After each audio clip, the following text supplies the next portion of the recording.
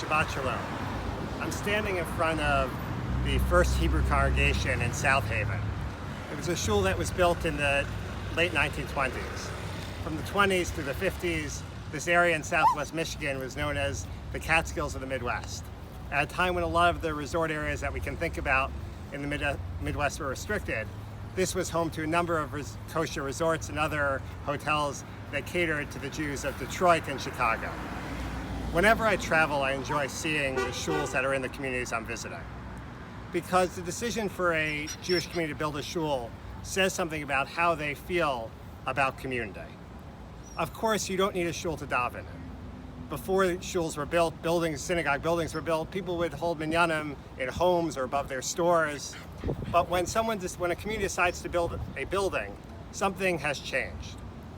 The Torah tells us in this week's Parshat that Moshe instructed the Jewish people that when they entered into the land of Israel, for a time they would be able to offer certain types of sacrifices on private bamot, private altars, as it were. Certain types of sacrifices could be offered perhaps wherever they found themselves. However, the most important sacrifices were reserved for the places that God showed to them, for the Mishkan and in the Mikdash. And of course, once the Mikdash was built, sacrifices could not be offered anywhere else. We're able to worship God in private or in small groups amongst our friends and family.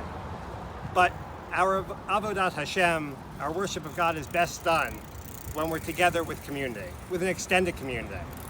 Because ultimately, is when we expand our horizons beyond those we are closest to, that we can most fully appreciate our connection to each other and the Jewish people, and in that way connect to God as well. Shabbat Shalom.